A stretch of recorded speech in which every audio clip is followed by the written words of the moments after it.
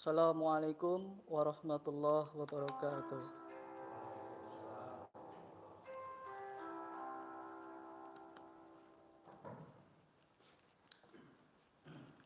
Innal hamdalillah nahmaduhu wa nasta'inuhu wa na'udzu billahi min shururi anfusina wa min sayyiati a'malina.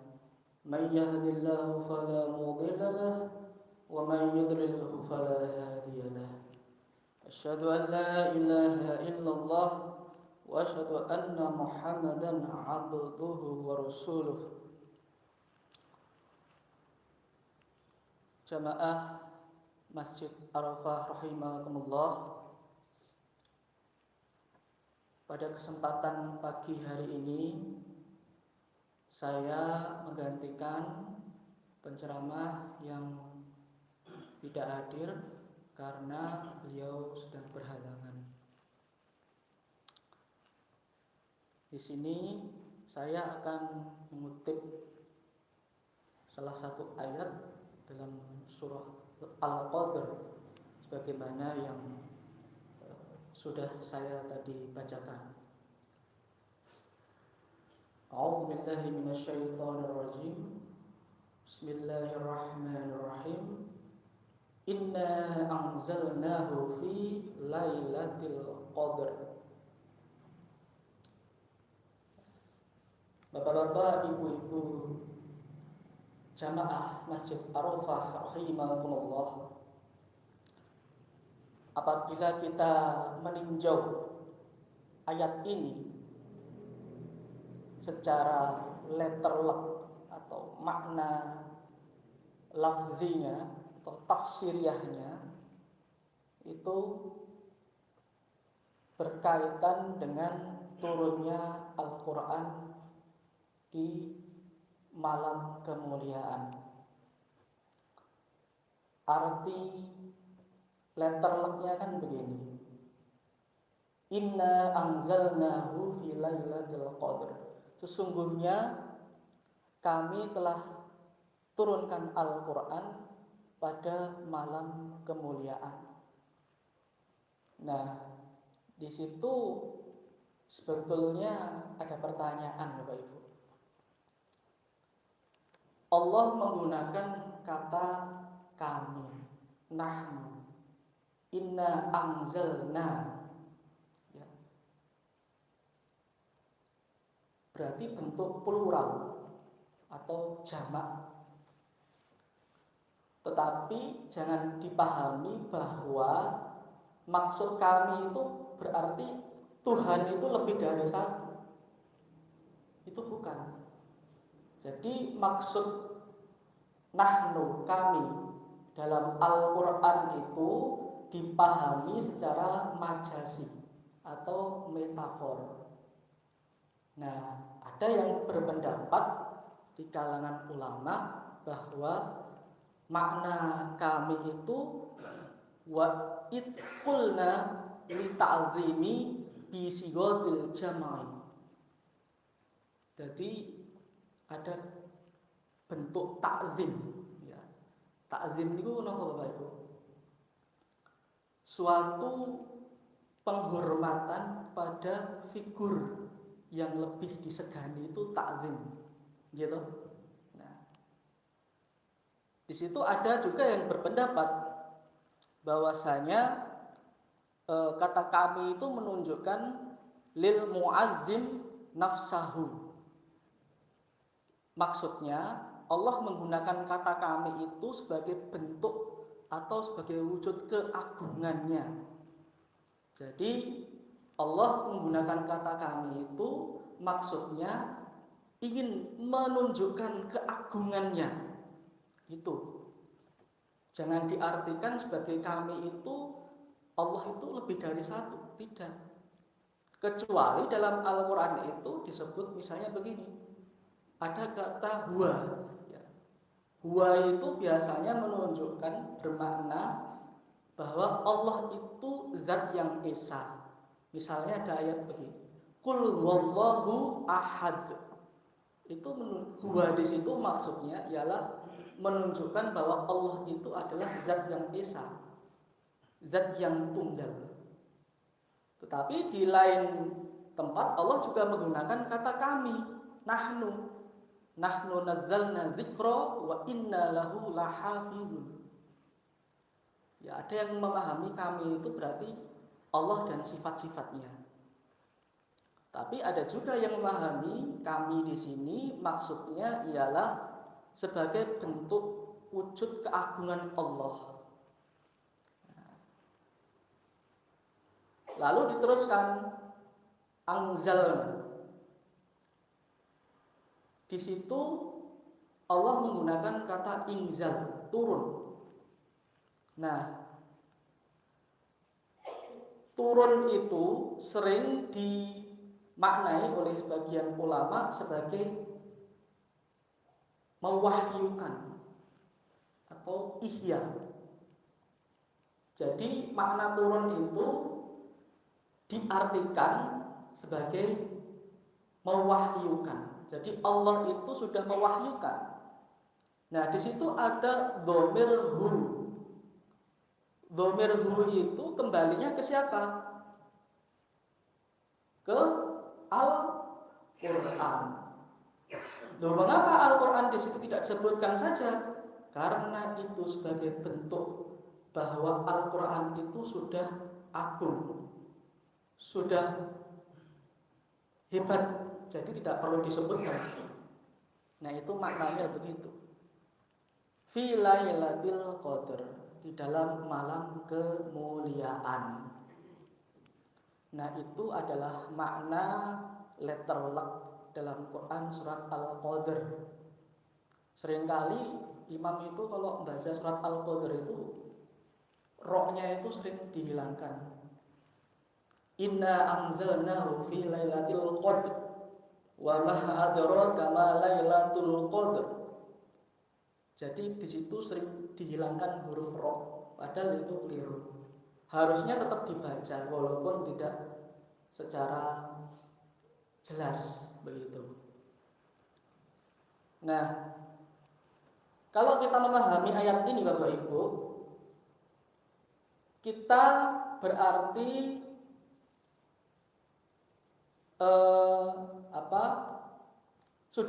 sudah mengerti bahwa ayat ini maksudnya hendak menjelaskan peristiwa turunnya Al-Qur'an.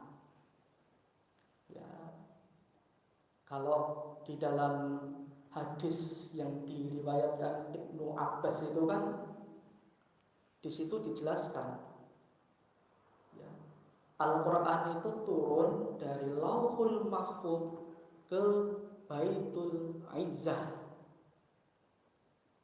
Baitul Izzah itu napa Bapak Ibu? Bait itu kan rumah ya. Al-Izzah itu napa? Kemuliaan. Baitul Izzah makna literalnya yaitu rumah kemuliaan. Tetapi yang dimaksud Baitul Izzah di sini ialah langit dunia. Atau ada yang menyebut sebagai langit pertama. Kalau dalam keyakinan kita itu kan ada beberapa lapis langit itu. Nah, peristiwa Isra Mi'raj itu kan begitu. Langit pertama sampai langit ketujuh begitu. Al-Quran itu diturunkan oleh Allah dari Lauhul Mahfuz ke Baitul Izzah. Dan di situ dari Baitul Izzah itu oleh Aminul Wahyi, malaikat Jibril itu diturunkan secara berangsur-angsur kepada Nabi Muhammad selama 23 tahun. Katakanlah begitu, dibulatkan 23 tahun. Nah, disitulah Al-Quran itu maksudnya berangsur-angsur itu diturunkan secara bertahap, gradual. Walaupun ada yang menyebut, ya, kalau saya mengutip pendapatnya As-Suyuti, sebagaimana dikutip oleh Abdul Azim Al-Zarqani, hadis itu hadis sahih walaupun sifatnya mauquf, hanya berhenti pada Ibnu Abbas, tetapi disandarkan kepada Nabi Muhammad, jadi kualitasnya marfu. Karena apa? Pemberitaan tentang nuzulul Quran itu adalah pemberitaan gaib, ya, yang tidak bisa diketahui kecuali oleh orang-orang tertentu. Sedangkan Ibnu Abbas itu dikenal sebagai sahabat yang tidak pernah meriwayatkan kisah-kisah Israiliyat. Maksudnya kisah Israiliyat itu apa? Cerita-cerita orang-orang terdahulu yang beragama Yahudi dan Nasrani sebelum Nabi Muhammad itu lahir. Itu adalah kisah-kisah Israiliyat. Biasanya mufasir-mufasir klasik itu juga sering dalam menafsirkan Al-Quran itu sandarannya itu juga kitab-kitab terdahulu atau yang memuat kisah-kisah Israiliyat. Ada yang mufasir yang menggunakan metode semacam itu. Nah, kembali ke tadi bahwa Al-Quran itu diturunkan secara berangsur-angsur atau secara bertahap, tidak sekaligus. Beda ya dengan kitab-kitab sebelum Al-Quran itu. Kitab-kitab sebelum Al-Quran itu seperti Taurat, Zabur, Injil itu menurut ijma ulama bahwa kitab-kitab tersebut diturunkan secara sekaligus. Beda dengan Al-Quran yang diturunkan secara berangsur-angsur sesuai dengan peristiwa, kondisi yang dialami Nabi pada waktu itu dan umumnya masyarakat Arab pada waktu itu. Nah, peristiwa turunnya Al-Quran itu kan disebut sebagai nuzulul Quran, turunnya Al-Quran. Nuzulul Quran itu kan sebagai bentuk tarkib idhofi atau dua kata yang digabung, dua kata benda yang digabung menjadi satu, sehingga menjadi satu pengertian. Itu tarkib idhofi, turunnya Al-Quran. Nah, yang dimaksud turunnya Al-Quran di sini, apakah turun itu maknanya dari atas ke bawah? Kalau dalam bahasa Arab itu ya yang dimaksud turun itu ya dari atas ke bawah, gitu. Tetapi ada ulama lain yang memahami kata nuzul itu ditafsirkan dengan iklam, artinya menginformasikan, memberitahu. Jadi Allah itu telah menginformasikan kepada segenap penjuru alam semesta bahwa Allah akan menurunkan Al-Quran. Jadi pengertiannya bukan Allah menurunkan dari atas ke bawah, tetapi maksudnya Allah sudah menginformasikan, memberitahukan kepada segenap seluruh penjuru alam semesta bahwa Allah menurunkan Al-Quran. Itu apabila kata nuzul ditafsirkan dengan kata iklam, artinya menginformasikan. Jadi kalau Allah menginformasikan, menurunkan itu kan bukan berarti Allah itu berada di dalam suatu tempat. Nek turun dari atas ke bawah itu kan berarti Allah berada di suatu tempat. Nah ini mustahil bagi Allah, karena Allah itu tidak terbatas, tidak bisa dibatasi oleh apapun, dimanapun, tidak dibatasi oleh tempat apapun. Nah itu maksudnya begitu. Sedangkan ayat yang pertama kali turun itu apa Bapak Ibu? Apa? Surah Al-Alaq ayat 1 sampai berapa? 5. Iqra bismi rabbikal ladzi khalaq. Bacalah atas nama Tuhanmu. Nah, di situ kalau kita kembali lagi mengingat peristiwa pewahyuan yang pertama, ya, bahwa Nabi pada waktu itu sedang berdiam diri, menyepi di sebuah gua yang namanya Gua Hiro. Dan di saat itulah terjadi proses pewahyuan yang pertama, yaitu surat Al-Alaq. Di situ diceritakan malaikat Jibril itu menemui Nabi Muhammad dan mengatakan pada Nabi, Iqra, bacalah. Iqra itu kalau dalam bahasa Arab itu disebut fi'il amr, kata kerja perintah. Nah, biasanya kalau kita memahami dalam konteks usul fikih, kata perintah itu walaupun tidak semuanya itu menunjukkan suatu hal yang wajib. Karena ada kaidah fikih itu al-amru yufidul wujub. Ya, perintah itu menunjukkan suatu kewajiban. Walaupun tidak semua dalam ayat Al-Quran itu berarti harus dan suatu kewajiban. Nah, Bapak Ibu jamaah Masjid Arafah rahimakumullah, di sini ketika malaikat Jibril menyuruh Nabi untuk membaca Iqra, apakah di situ malaikat Jibril sudah menyodorkan suatu teks sehingga harus dibaca oleh Nabi?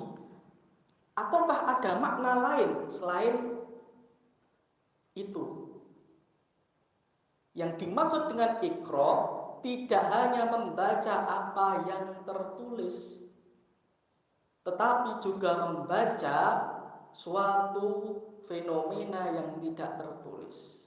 Yaitu apa? Fenomena sosial, politik, budaya, ekonomi yang ada di sekitar Nabi pada waktu itu. Nah,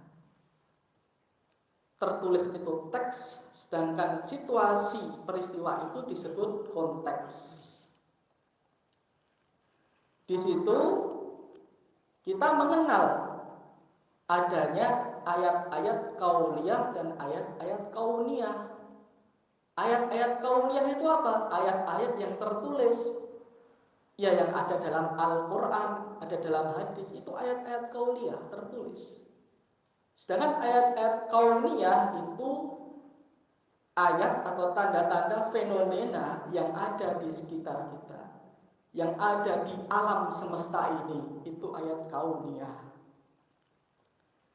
Nah, Bapak Ibu jamaah Masjid Arafah rahimakumullah, itu sekelumit ya cerita tentang pewahyuan Al-Quran atau turunnya Al-Quran.